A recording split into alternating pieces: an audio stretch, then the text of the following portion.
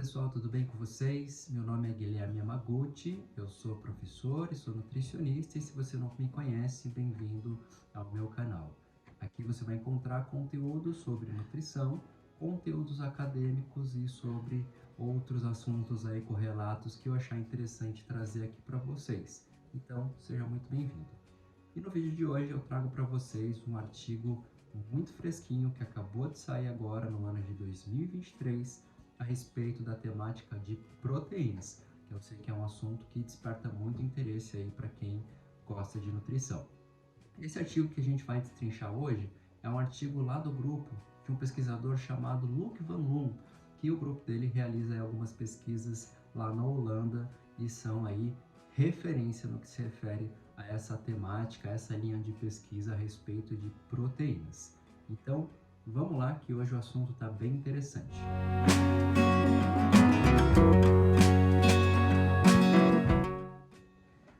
Então tá aqui, pessoal, um artigo muito interessante que saiu agora em junho de 2023 por um grupo lá da Holanda, como eu falei para vocês, e ele foi publicado na revista chamada International Journal of Sports Nutrition and Exercise Metabolism, com um tema, bem interessante que traz muitas dúvidas aí para praticantes de musculação, que é: será que faz diferença eu consumir proteína líquida ou consumir proteína sólida no que se refere à taxa de síntese proteica ou à concentração de aminoácidos plasmáticos? Bom, esse trabalho ele não avaliou taxa de síntese proteica, mas ele avaliou a resposta plasmática pós-prandial, o que já é bastante interessante, comparando então proteína sólida versus proteínas líquidas em mulheres adultas saudáveis. Então, vamos lá, porque tem bastante dado legal aqui para a gente discutir. Bom, e basicamente o que eu sempre comento com os meus alunos na universidade é que, quando forem ler o artigo, se atentem a detalhes que às vezes passam despercebidos. Então, tenham uma olhada quem são os autores, o local a qual o trabalho ele foi realizado, se são grupos, se são pessoas de referência na área, qual foi a revista publicada. Aqui é um artigo que ainda está em ahead of print, mas a gente já pode discutir, ou seja, ele ainda vai ser publicado oficialmente mais para frente, mas ele já está ali disponibilizado para que a gente possa olhar aqui os resultados. Deem uma olhada no abstract, vejam se interessa para vocês as informações desse artigo, principalmente se você estiver fazendo um TCC, justamente é para isso que serve, todo esse resumo, esse abstract dos artigos. E como todo trabalho, a gente vai começar falando um pouco da introdução. A introdução vai contextualizar o leitor a respeito daquela pergunta da pesquisa, ou seja, vai dar um pano de fundo e é bem interessante, porque você já fica contextualizado, você já tem ali ferramentas para poder entender melhor qual foi ali o objetivo e a proposta desse trabalho aqui. E eles trazem aqui já algumas informações de importância e relevância, dizendo que já está muito bem estabelecido que a ingestão de proteínas aumenta a taxa de síntese de proteína, e de fato isso não é mais segredo para ninguém. Aqui eles também comentam que essa resposta pós-prandial, esse aumento pós-prandial de aminoácidos, principalmente os essenciais com destaque para a leucina, desempenham aí um papel chave para as respostas adaptativas do exercício físico. Então isso também já está muito bem estabelecido. E aqui do lado direito, eles já começam a trazer a problemática que é justamente essa do trabalho, essa comparação entre as proteínas sólidas versus as proteínas líquidas. E que muitos sabem que hoje a gente tem um mercado bastante amplo no que se refere a produtos, a suplementos proteicos, cresce cada vez mais, principalmente essas barras de proteína, que têm sido muito consumidas por esse público. E aí vem a pergunta: será que é mais interessante eu consumir a proteína na forma sólida ou na forma líquida? Será que a absorção ela difere? Será que é mais rápido na forma líquida do que na forma sólida? Aqui eles trazem, eles citam um trabalho que comparou essa resposta pós-prandial após o consumo da proteína na forma de queijo versus o consumo da proteína na forma de leite. E de fato eles viram diferença nessa resposta, considerando que a proteína na forma de leite ela apresentou um aumento plasmático de aminoácidos de maneira mais rápida. Porém, como são como eram produtos diferentes, você basicamente está comparando banana com maçã, você acaba aí mascarando o efeito, né, da própria diferença entre esses alimentos e não somente a forma do produto, ou seja, sólido e líquido. E esse trabalho se propôs justamente a fazer uma comparação talvez mais honesta, né? Então eles hipotetizam que de fato, né, o consumo de proteína sólida pode atenuar esse aumento pós-prandial de aminoácidos se comparado ali com a proteína líquida.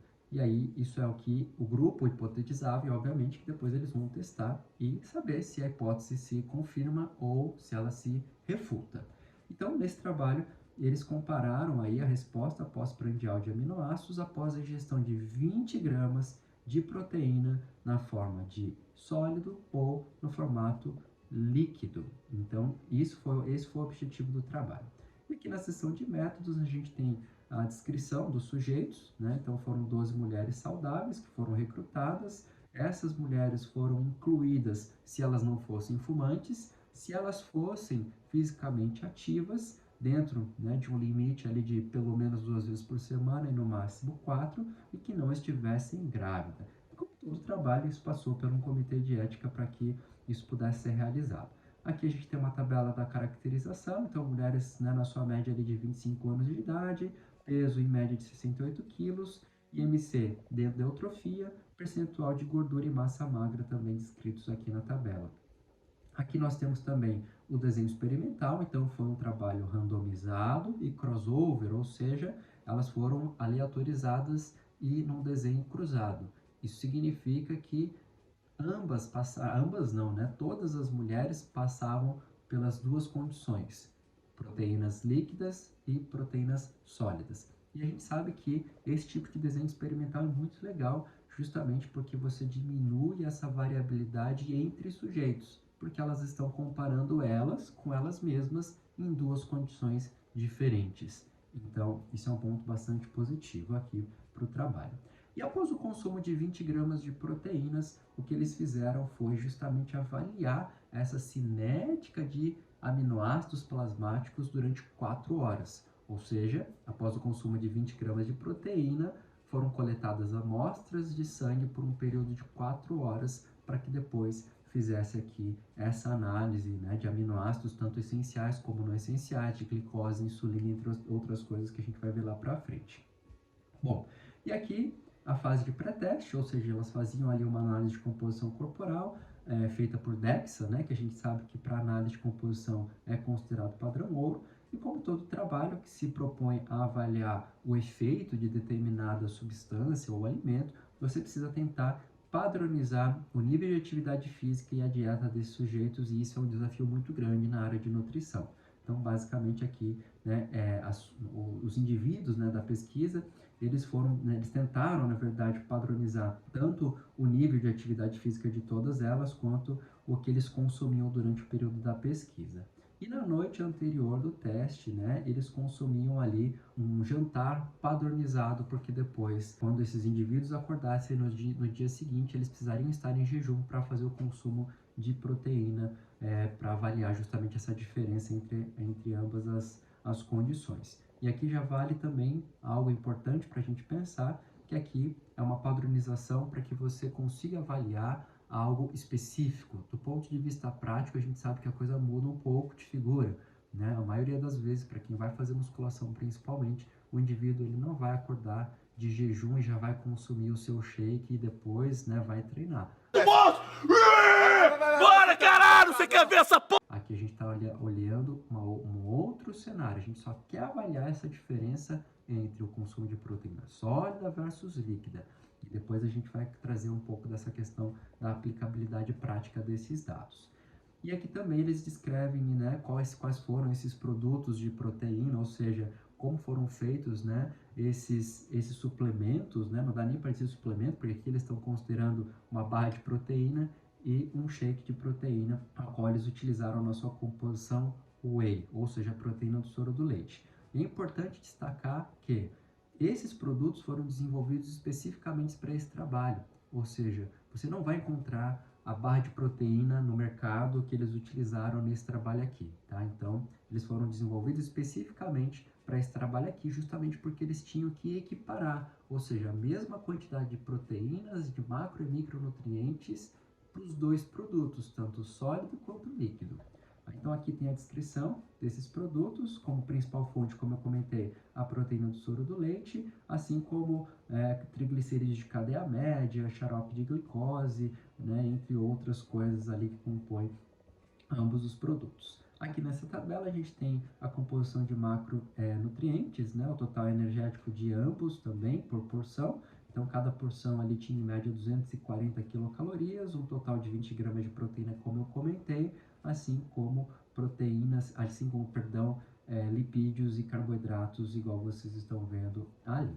E aí depois a gente veio para a composição dos aminoácidos de ambos os produtos, tanto líquido, né, quanto sólido, na barra de proteína, e aqui esses valores estão em percentual, tá? E não em gramas, que é importante vocês também se atentarem a essa unidade de medida, tá? Bom, e aqui eles colocam também, né, como que o produto ele foi então feito e tudo mais, para que você tenha aí no detalhe, né, sobre essa questão de como cada um dessas proteínas elas foram ofertadas. Bom, e aqui tem os procedimentos experimentais, o horário que os sujeitos chegaram ali no laboratório, né, como que eles foram canulados, né, para que fossem retiradas ali as amostras de sangue, os tempos que essas amostras foram coletadas depois do consumo da porção de proteína. Então aqui vocês estão vendo que foi depois de 15 minutos, 30, 45, 60, 90, 120, 150, até completar 240 minutos, enquanto essas mulheres permaneciam no repouso, elas ficavam sentadas, ou seja, elas consumiam a proteína e ficavam sentadas no repouso. Isso é importante também a gente já destacar. Bom, aqui também tem uma figurinha demonstrando então o protocolo experimental, 20 gramas de proteína, líquido ou sólido, e as amostras ao longo aqui dos 240 minutos. Aqui tem a descrição das análises estatísticas e a gente vai logo aqui para os resultados, para que vocês não fiquem cansados. Então, basicamente aqui, eles já começam trazendo a informação de que as concentrações plasmáticas de glicose, elas aumentaram depois de 30 minutos para ambos os tipos de tratamento, tá? Então, não teve diferença no que se refere ao aumento da glicose e também não houve diferença na concentração de insulina, que também aumentou brevemente após a ingestão de proteína. Então, para quem não sabe, sim, o consumo de proteínas também faz com que a gente tenha um aumento tanto de insulina quanto de glicose. Ainda que tenhamos glicose na composição, né, dessas bebidas, né, e dessas barras de proteína, a gente sabe que elas são fontes primárias de proteína e, portanto, elas também vão exercer o seu efeito ali insulinotrópico e glicogênico também. Até porque nós temos aminoácidos glicogênicos e insulinotrópicos, tá? Então, isso também é interessante a gente destacar. No que se refere à concentração plasmática aqui de aminoácidos, eles também trazem que não houve diferença na concentração de aminoácidos totais durante o período do tratamento. Então, aqui nós temos os gráficos para falar justamente isso. Então, aqui vocês estão vendo a concentração plasmática de glicose, bolinha preta, barra de proteína, bolinha branca, bebida, e vocês estão vendo que não houve diferença da concentração plasmática em ambas as condições. Aqui embaixo, o total, né, a concentração plasmática de aminoácidos totais, também sem diferenças das condições. E vocês estão vendo que após o consumo tanto da proteína líquida como em barra, a gente tem um aumento, né, um pico plasmático de aminoácidos um pouco antes dos 60 minutos e que permanece ali sustentado até mais ou menos ali 90, 120 minutos. Tá? Então, isso também aqui é bem bacana da gente observar. Tá? Então, não houve então diferença não somente na concentração total plasmática de aminoácidos, como também no tempo para atingir o pico, né? Vocês estão vendo que o pico de ambos não foi diferente. Então, isso também é interessante a gente destacar. Bom, aqui onde eu destaquei no texto, né, tudo isso que eu já estou comentando com vocês, posso disponibilizar essa versão já destacada aqui com as minhas, com os meus highlights aqui para vocês. Então, fiquem à vontade depois em utilizarem ali para estudar. tá? Outra coisa também interessante é que a concentração plasmática, tanto de aminoácidos essenciais como não essenciais, eles aumentaram após o consumo de proteínas, o que era esperado. Mas houve diferença entre as condições? E não, também não houve diferença entre as condições, tá? Então eu já vou pular aqui para o gráfico e depois eu volto lá para mostrar para vocês que a concentração plasmática de aminoácidos essenciais e de não essenciais também não diferiu entre ambas as condições. Também não houve diferença no pico de leucina, o que também chama bastante atenção aí para a gente. Outro ponto que eles destacam em relação à fome e saciedade, a sensação que a gente tem após o consumo de uma bebida ou de um alimento sólido. E ambas as condições trouxeram mais saciedade para quem consumiu, ou seja, a gente sabe que proteínas têm esse efeito, né, sacietogênico bastante interessante. Mas teve diferença entre sólido e líquido? A gente pode hipotetizar que sólidos trariam uma sensação maior para a gente do que líquidos. Talvez isso seja mais relevante no longo prazo do que no curto prazo. Aqui o que a gente viu é que não teve diferença entre as condições quando você compara sólida com líquido, e isso foi feito basicamente após o consumo. Isso não foi, né, sendo questionado por horas para eles, mas isso aqui também já era, na verdade, esperado. Bom, e aqui a gente começa então a nossa discussão, que é um trecho muito importante para a gente, e sugiro aí que vocês façam a leitura na íntegra, né, de todo o artigo para que vocês possam extrair o máximo dele, tá bem? Bom, então eles trazem, né, que o presente trabalho avaliou a resposta pós-prandial de aminoácidos após a ingestão de 20 gramas, e eles trazem aqui, né, que essa resposta plasmática ela apresentou um pico em torno de 45 a 60 minutos após o consumo e não diferiu entre as condições líquidas e sólida, que é o que nós já vimos lá na área de resultados, tá bem? E eles trazem aqui, então, outras informações importantes para a gente, porque no setor, na parte, né, nesse tópico de discussão, os autores eles vão tentar confrontar os achados que eles, né, observaram, os resultados que eles observaram com o que a literatura traz, né? Então, por isso que a discussão ela é bem importante para a gente. E eles destacam, então, aquele trabalho que já foi citado lá na introdução, a qual um grupo, né, um outro grupo, comparou essa concentração de aminoácidos após a ingestão, né, de fontes de proteínas sólidas, como por exemplo o queijo, comparado com proteínas líquidas, como por exemplo o leite, né? E aqui eles trazem, né, coisas, né, insights importantes para a gente, por quê? Como eu falei para vocês, e eles também hipotetizaram, né, que isso poderia mudar em relação, né, favorecendo, na verdade, as proteínas líquidas em detrimento das sólidas, justamente porque, né, a gente sabe que quando você consome uma proteína sólida, você vai ter ali naquela composição outros nutrientes que muitas vezes a proteína líquida ela não apresenta. Né? Então, a matriz alimentar ela acaba tendo uma relevância muito maior para essa cinética de absorção do que a própria forma de se consumir. Ou seja, se líquido ou sólido, se ambas estiverem equiparadas para a mesma composição, isso parece não ser relevante, que foi o que eles mostraram aqui. Porém, no ponto de vista prático, isso pode ser diferente porque os alimentos são diferentes. Ou seja, esse trabalho foi uma prova de conceito, vamos dizer assim. Ou seja, eles extraíram daqui a informação de que se a forma sólida ou líquida faria diferença. E a gente viu que não faz. Só que do ponto de vista prático, a gente pode entender que isso talvez poderia ser diferente porque a matriz alimentar ela é diferente. E aqui eles trazem justamente na discussão.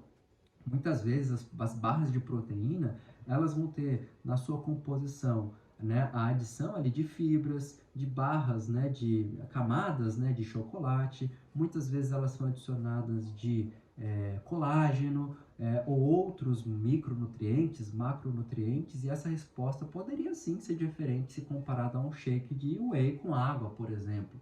Então, do ponto de vista prático, isso parece sim ser muito relevante. Mas quando você equipara de novo ambas, né, as formas para a mesma composição, isso parece não ter relevância, tá? Então isso é importante, né, no trabalho, a gente tentar entender o que os pesquisadores se propuseram a investigar, qual é a pergunta e o quanto que aquilo se aplica, né, no mundo real. né? Então, o nosso trabalho, ou o meu trabalho, é justamente trazer isso daqui para vocês, tá?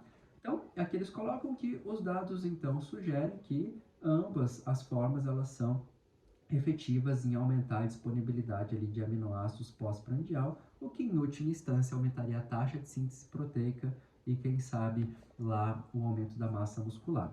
E aqui é importante também que eles destacam que as proteínas em barra, elas podem ser interessantes do ponto de vista prático em algumas condições onde você está com pressa, onde você, né, simplesmente quer algo mais rápido e você só tira ali da bolsa, né, e desembala a barra de proteína e consome, tendo ali efeitos similares se fosse consumir, por exemplo, na forma de líquidos. Às vezes você não quer consumir líquidos antes de dormir. A gente sabe que antes de dormir o consumo de proteínas pode ser bastante interessante. E aí você pode optar pela barra de proteína, sabendo que você não vai precisar ficar fazendo xixi ali a noite inteira, né? E o trabalho também traz, obviamente, limitações, que eu já venho destacando aqui, que esse trabalho basicamente se propôs a avaliar a resposta plasmática pós-prandial. Ela não avaliou síntese de proteína. Então, esse aumento na concentração plasmática de aminoácidos é apenas uma das etapas antes da gente extrapolar isso para aumento de massa muscular. Então, a gente não pode extrapolar isso aqui desse trabalho. Outra coisa é que esse trabalho comparou, né, duas formas equiparadas, equivalentes de composição. No mundo real, a gente sabe que isso poderia ser diferente porque temos produtos diferentes com composições diferentes. Então, esse trabalho, no fim das contas, ele traz para a gente resposta para a pergunta se sólido versus líquido teria diferença se a gente equiparasse isso para o mesmo produto, e a resposta é não. Porém, existem limitações importantes para que a gente tenha em mente e isso a gente não extrapole, considerando que, será que, né, tem tanta diferença assim se a gente consumir sólido versus líquidos para produtos que apresentam no mercado? A gente não sabe, mas a gente hipotetiza que sim, por conta da matriz alimentar, como eu comentei com vocês. Tudo bem? Eu tenho aqui, né, depois disponível para vocês mini aulas, ou seja, um mini curso só falando de proteínas. Depois eu vou deixar o link aqui na descrição, se vocês tiverem interesse, acessem lá. É um conteúdo muito legal, onde eu destrincho basicamente esse assunto de proteínas, ou seja, suplementação de proteínas baseado ali na prática de exercício físico. E essa é uma outra limitação. Aqui, os sujeitos, né, da pesquisa, as mulheres, elas ficavam em repouso após o consumo. E na prática a gente sabe que muitas vezes a gente vai ter o exercício físico sendo realizado e após o exercício físico o consumo de proteína líquida ou proteína sólida. Será que essa resposta seria diferente? Esse trabalho não trouxe esse dado para a gente. Mas, enfim, espero que vocês tenham gostado. Ficou um pouquinho longo, mas é um desafio tremendo sintetizar um artigo para vocês de maneira muito simples, né? De maneira muito resumida, sem que eu deixe de fora, às vezes, informações importantes. Se você gostou desse formato, deixa aquele joinha, deixe dúvidas aqui se vocês tiverem. Vou deixar esse artigo disponibilizado também para vocês aqui na descrição. Eu espero que vocês tenham gostado. Até a próxima e tchau!